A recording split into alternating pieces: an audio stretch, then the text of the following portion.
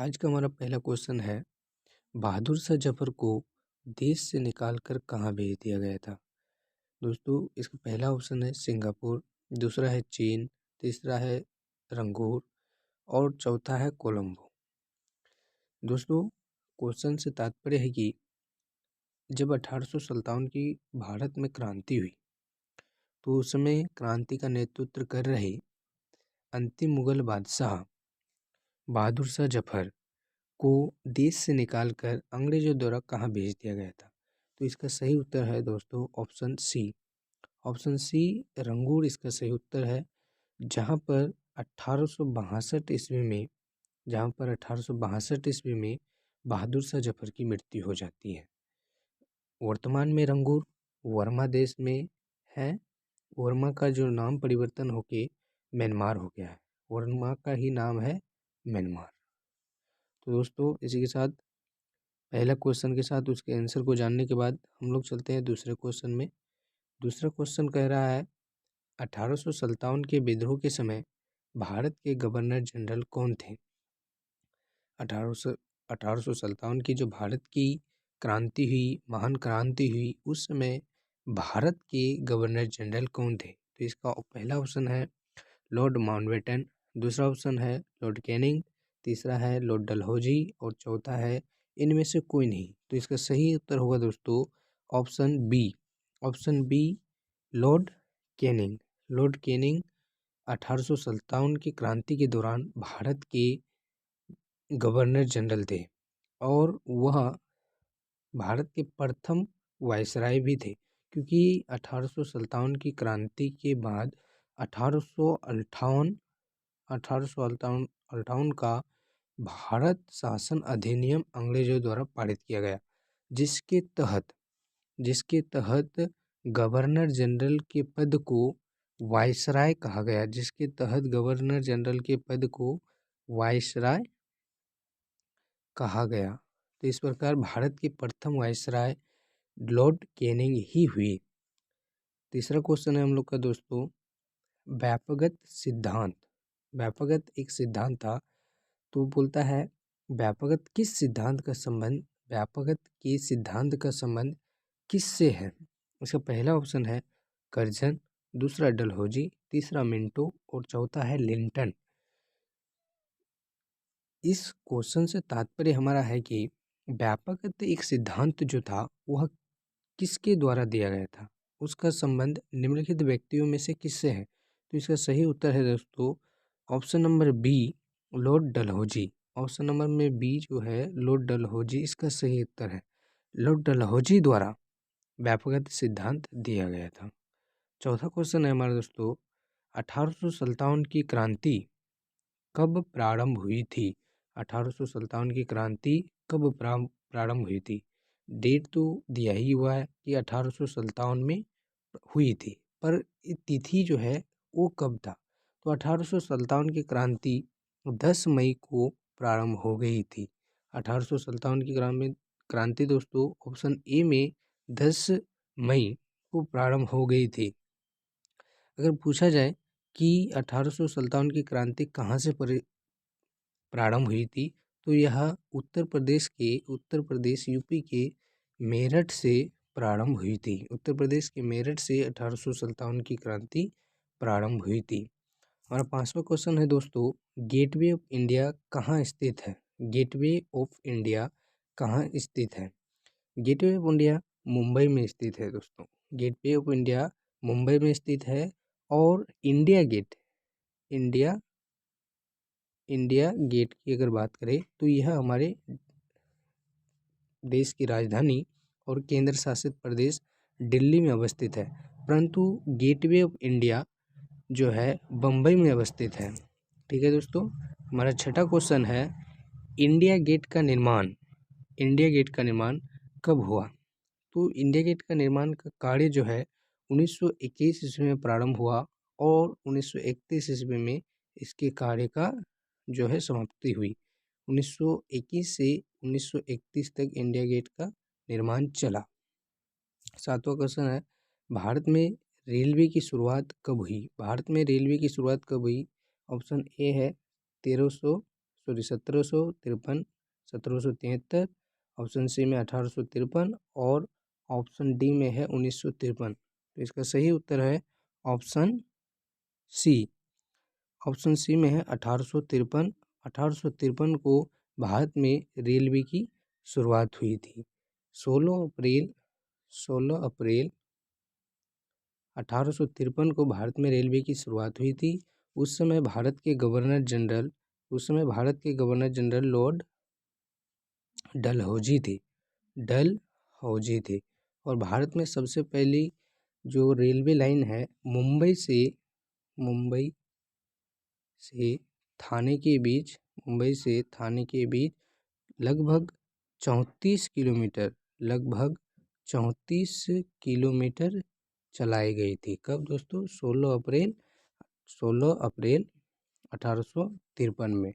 इसके कार्यकाल में, लॉर्ड डलहौजी के कार्यकाल में। हमारा 10वां क्वेश्चन है, वास्को डिगामा भारत कब आया था?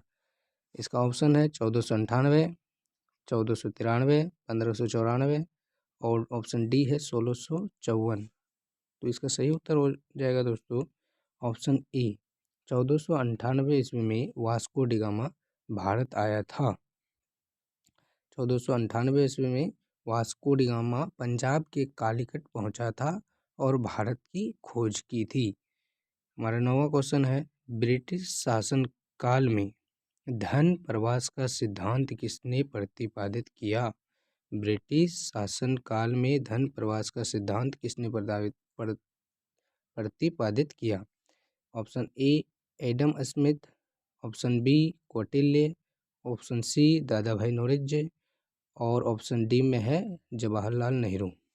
तो इन सभी के विषय में हम कुछ अलग तथ्यों को जानते हैं।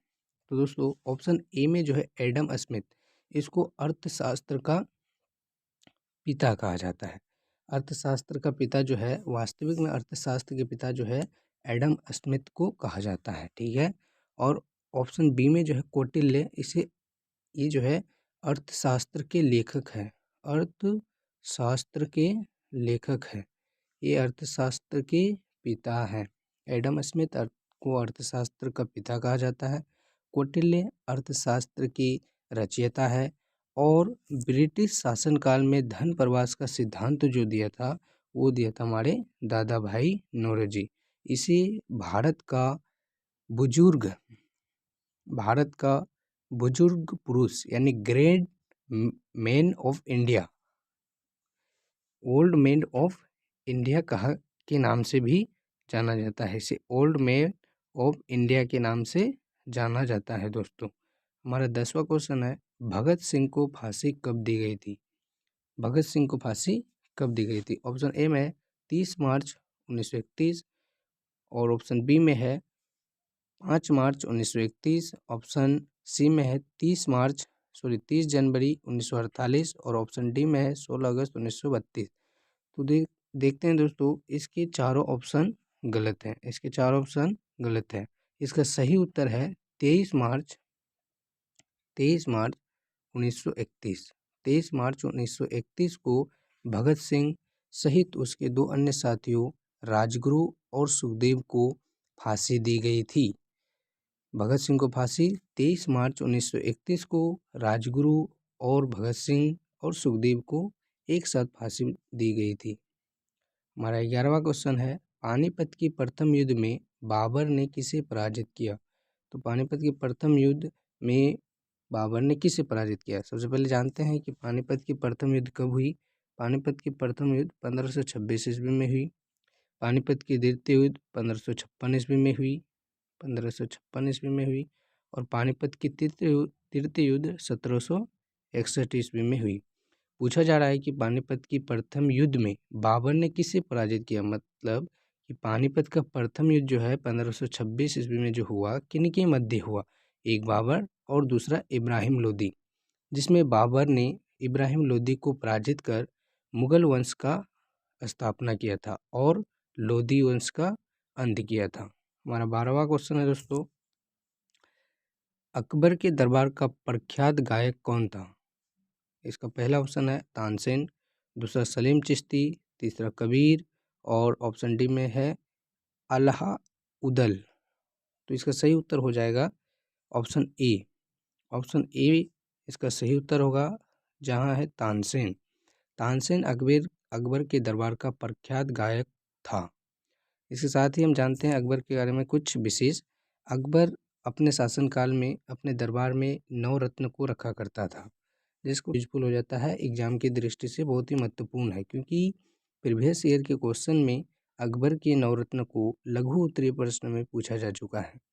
तो इसको एक ट्रिक के माध्यम से याद करने की कोशिश करेंगे। वो है बात बात पर MDH। बात बात पर हाइड रहेगा MDH।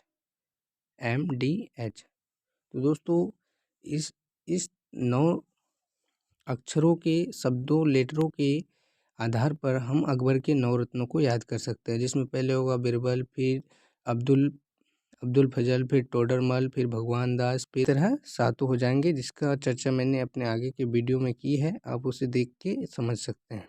हमारा 13वां क्वेश्चन है, ताजमहल किस नदी के किनारे स्थित है? इसका पहला ऑप्शन है सोन, दूसरा यमुना, तीसरा गोमती और चौथा है गंगा। तो इसका सही उत्तर हो जाएगा दोस्तों ऑप्शन बी। ताजमहल जो है ऑप्शन बी यानी कि यमुना नदी के किनारे अवस्थित है। हमारा अगला क्वेश्चन है, सुलह कुल टाइपिंग में मिस्टेक है, सुलह कुल की नीति किसकी थी? तो इसका पहला ऑप्शन है हुमायूं, अकबर, जहांगीर और औरंगजेब। ये सभी मुगल वंश के थे, मुगल वंश के शासक रहे हैं, और एक प्रख्यात शासक उसमें एक रहे हैं जिसका नाम है अकबर। अकबर मुगल काल के एक बहुत महान शासक हुए, जिन्होंने हिंदुओं के लिए जजिया कर हटाया और सारे कई नियम अपनाए। उन्हीं ने सुलह कुल की नीति अपनाई थी। हमारा 15वां क्वेश्चन है दोस्तों, किस मुगल शासक ने हिंदुओं पर से जजिया कर हटाया था? यह भी अति महत्वपूर्ण क्वेश्चन है, जिसको 2022 के एग्जाम में पूछा जा चुका है। इसका भी ऑप्शन पहले में है बाबर, दूसरा में है अकबर, तीसरा में जहांगीर और चौथा में शाहजहां। तो इसका पहला ऑप्शन बाबर, और दूसरा बाबर तो सबसे मुगल वंश का संस्थापक था। सुलह कुल की नीति उनकी मृत्यु 1930 में हो गई थी, 1530 ईस्वी में हो गई थी। तो उन्होंने तो सुलह कुल से कोई संबंधित रहा नहीं। इसका सही उत्तर हो जाएगा ऑप्शन बी। ऑप्शन बी में जो है अकबर, उन्होंने ही सुलह कुल की मुगल शासक ने जजिया कर हिंदुओं पर से हटाया था, और अकबर ने ही सुलह कुल की नीति अपनाई थी। धन्यवाद दोस्तों, आज के लिए बस इतना ही। मिलते हैं इसके नेक्स्ट वीडियो में, तब तक के लिए धन्यवाद।